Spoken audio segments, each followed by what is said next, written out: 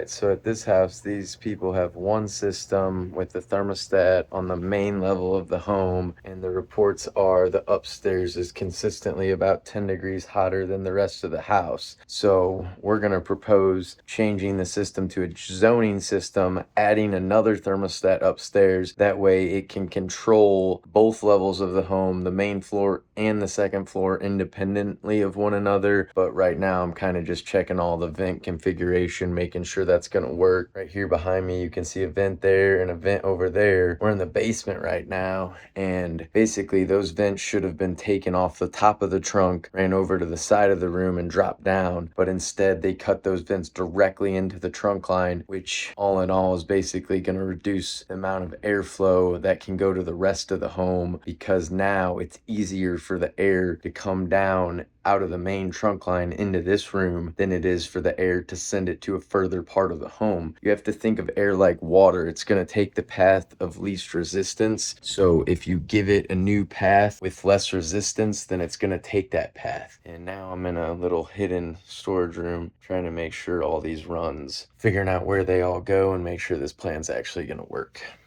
If you look up into that vent, you can actually see where it runs taken off. So they definitely just cut directly into the trunk line. Like I said, these are gonna get really good airflow right here, but it's gonna limit the amount of air that can go to the rest of the home. So anytime you have your basement finished, you should make sure that the contractor does not cut directly into the trunk line. A lot of basement guys like to do that because they don't have to call an HVAC contractor, but that's just not the best way to do it. These ones were actually done properly, where there's a boot on them and they come from the top of the trunk line like they're supposed to over there.